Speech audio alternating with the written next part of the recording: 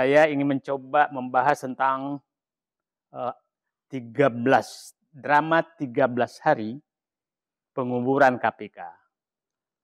Kenapa 13? Karena 13 hari sebelum masa jabatan DPR ngebut untuk merevisi Undang-Undang Nomor 30 tahun 2002 tentang KPK dan dibahas selama hanya 13 hari. Sangat pendek itu, dan menariknya di sidang paripurna tanggal 5 September itu hanya dihadiri juga sekitar 13% anggota DPR, yaitu hanya 70-an orang. Jadi angka 13 ini angka yang menarik tentang penguburan KPK.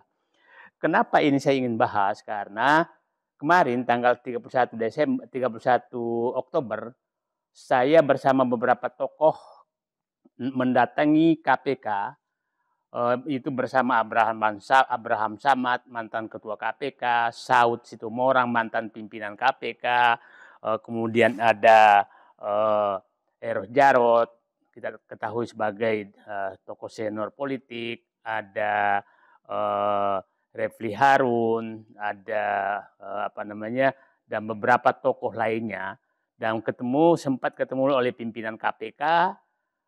Dan saya menyaksikan betul tujuan kita mau ketemu sebenarnya adalah ingin menanyakan tentang laporan dugaan korupsi terhadap Jokowi dan keluarganya. Tapi ternyata kami mendapatkan insight informasi yang cukup menarik bahwa saya ingin katakan bahwa revisi Undang-Undang KPK yang ingin membunuh KPK itu dan menempatkan KPK menjadi di bawah eksekutif, di bawah presiden, di bawah kendali presiden, sepertinya sudah berhasil melumpuhkan bahkan mematikan KPK. Jadi kalau Bapak dan Ibu mendengarkan, kita di luar sering mendengarkan betapa rusaknya KPK. Saya ingin menyimpulkan bahwa ternyata rusaknya KPK memang dirusak dari luar dan dirusak dari dalam. Jadi rusak dari luar adalah kita tahu bahwa pegawai KPK itu sebagian besar adalah dari luar. Dan menempatkan pegawai KPK ASN. Nah, itu bersamaan dengan mengeluarkan ratusan pegawai KPK yang memiliki integritas yang dibawa, kita ketahui Novel Baswedan dan kawan-kawan yang dipecat dulu. Nah, karena itulah pegawai KPK yang berintegritas sehingga dia dikeluarkan dulu dan diisi dengan yang lain. Nah, dengan berbagai isu yang dilakukan bahwa mereka ini tanda kutip Taliban dan lain-lain, radikal, macam-macam dilakukan. Nah, dikeluarkanlah mereka. Nah, setelah mengeluarkan mereka, sepertinya itu masuk, itu setelah revisi Undang-Undang KPK. Nanti saya bicara tentang drama 13 hari itu. Nah, setelah itu, masuklah pegawai-pegawai di luar. Kita tahu bahwa sebagian besar pegawai KPK itu kan dari kepolisian, dari kejaksaan, dari berbagai ASN lain, dan dari Kementerian Keuangan, dari berbagai kementerian lain. Sehingga dia nggak punya dari Kumham. Kita sering mendengarkan marah sekali pada saat mendengarkan informasi bahwa tahanan-tahanan KPK diperas oleh penjaga tahanan KPK. Setelah kami dengarkan, ternyata penjaga itu memang sepertinya sengaja didatangkan pegawai lain yang datang ke dalam untuk menghancurkan KPK. Karena kita tidak pernah mendengarkan sebelumnya. Jadi memang sengaja dihancurkan dengan mengirim racun dari luar untuk merusak KPK. Kita sering mendengarkan KPK gagal di penindakan. Yaitu umpamanya OTT yang gagal. Ternyata memang juga dikerjain.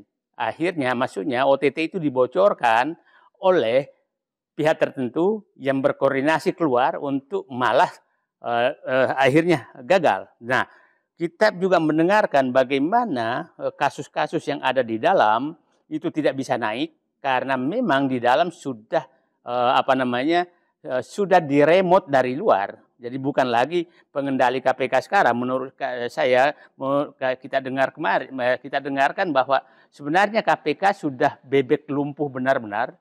Bebek lumpuh tidak bisa ngapa-ngapain karena KPK ini tinggal nama yang sebenarnya kendalinya sudah dikendalikan dari luar. Nah, dari luar ini tetap macam-macam. Dan saya menduga ini oligarki dan kekuasaan yang sudah mengendalikan. Jadi orang-orang di dalam, jadi kita tidak heran kalau banyak sekali kasus yang tidak bisa naik. Kita masih ingat bagaimana kasus gratifikasi Gibran itu kan terbuka bahwa sampai tidak ada yang mau mengumumkan. Tidak mengumumkan apakah itu gratifikasi atau bukan gratifikasi sampai sekarang. Nah, kasus-kasus yang besar seperti itu juga banyak yang terjadi. Saya pikir juga Blok Medan juga seperti itu kasusnya, sehingga memang di dalam. Jadi saya takutnya justru dengan kondisi KPK sekarang itu hanya dijadikan sebagai mesin cuci. Kalau ada yang kita istilah mesin cuci di yang bikin perusahaan 35 perusahaan dalam waktu 5 tahun, saya takutnya ini adalah mesin cuci terhadap orang-orang yang kena kasus maka dilaporkan KPK, maka dicuci di situ seakan-akan tidak ada kasus sama sekali. Jadi jangan sampai KPK sekarang dulu didirikan oleh pemerintahan Megawati tahun 2002 untuk membersihkan korupsi.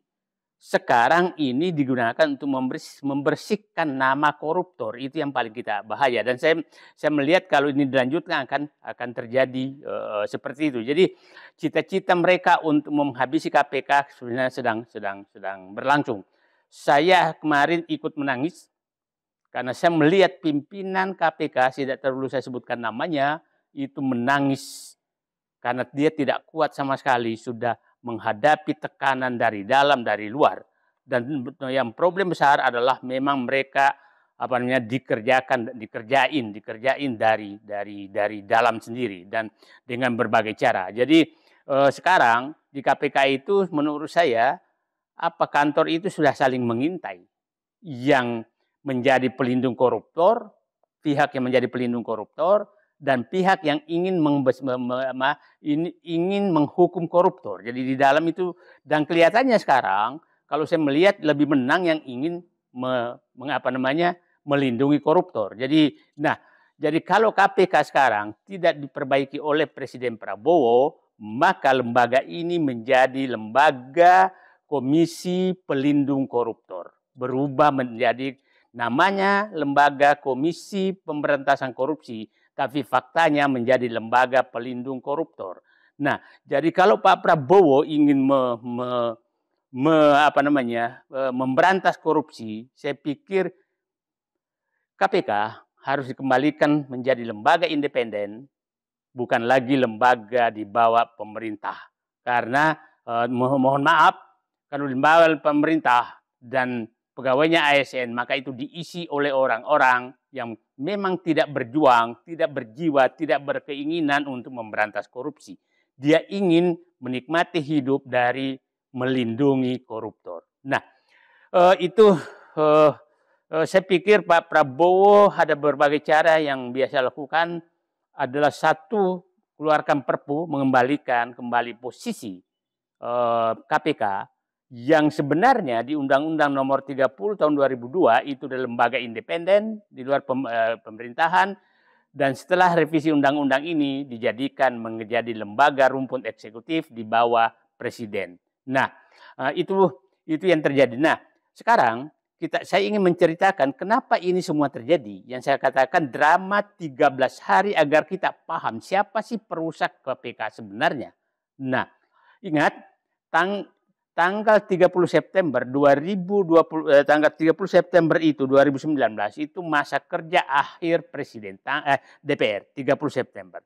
Nah, tanggal 5 September 2019 itu rapat paripurna DPR mengesahkan bahwa ada revisi undang-undang KPK lewat hak inisiatif DPR. Nah, sore harinya KPK konferensi pers menolak. Dan lucunya itu sama sekali pembahasannya tidak melibatkan pimpinan KPK. yang menarik, yang hadir pada saat rapat paripurna itu hanya 70 orang dari 560 anggota DPR. Dan kita tahu bahwa yang selalu sangat ngotot untuk merubah undang-undang KPK ini adalah Wakil Ketua DPR yang namanya Fahri Hamzah. Dia betul-betul, nah saya sering menyatakan inilah hasil kerja duet antara Jokowi dengan Fahri Hamzah adalah mematikan KPK. Itu saya sering menyatakan. Nah, tanggal 9 September 2019, Menkumham menerima draft revisi Undang-Undang KPK dari DPR. Yang lucunya, Jokowi langsung menyatakan hari itu bahwa dia sudah memanggil pakar untuk membahas hal ini. Adalah sangat aneh. Revisinya baru diterima, revisinya diterima, Presiden sudah menyatakan mengundang pakar. Inilah kebiasaan berbohong yang selalu dilakukan oleh Presiden Jokowi. 11 September, itu 2 hari, 2019, Jokowi menerima DIM, daftar inventarisasi masalah. Nah, DIM itu kemudian dia lagi menyatakan bahwa dia sudah mengundang pakar. Padahal dia baru terima DIM itu. Yang menariknya adalah malam hari Mensesnek Pratikno sudah menyatakan bahwa Presiden sudah mengirim supres, surat perintah Presiden.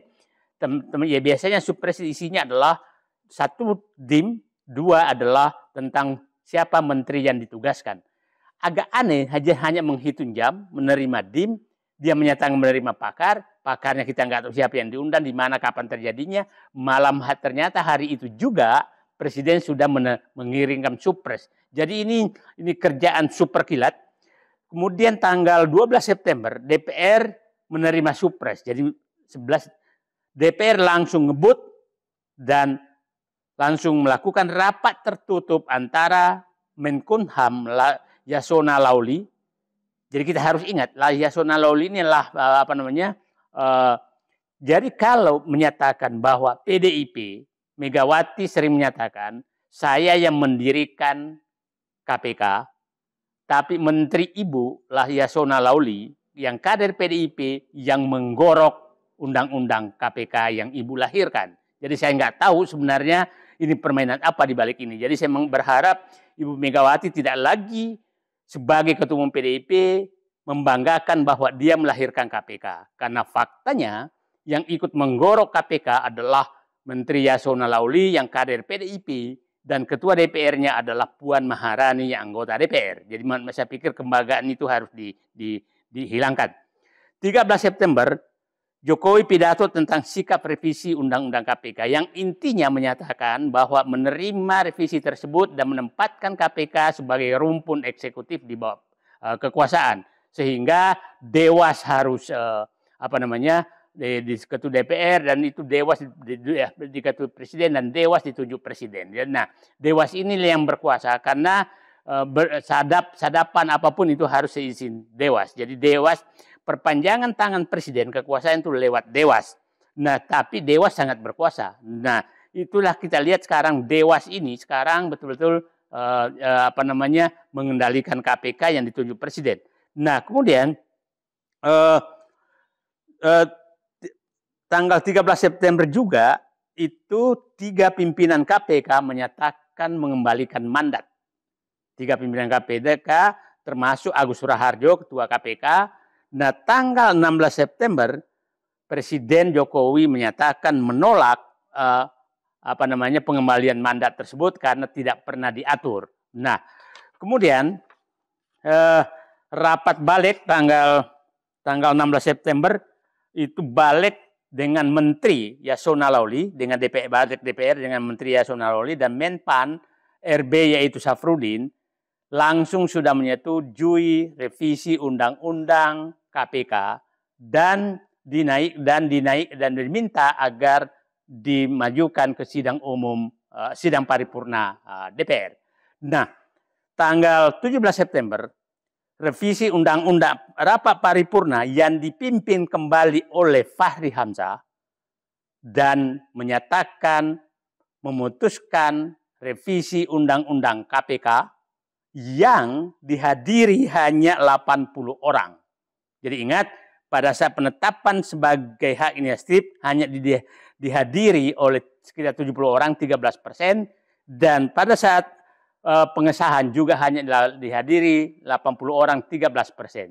Jadi kematian KPK adalah angka 13. 13% menghadiri pembukaan dan penutup sidang paripurna penetapan sebagai hak inisiatif DPR, dan paripurna pengesahan juga dihadiri 13%, diputuskan 13 hari sebelum masa jabatan presiden dan masa kerja DPR, kemudian dibahas hanya 13 hari. Itulah nasib bangsa kita.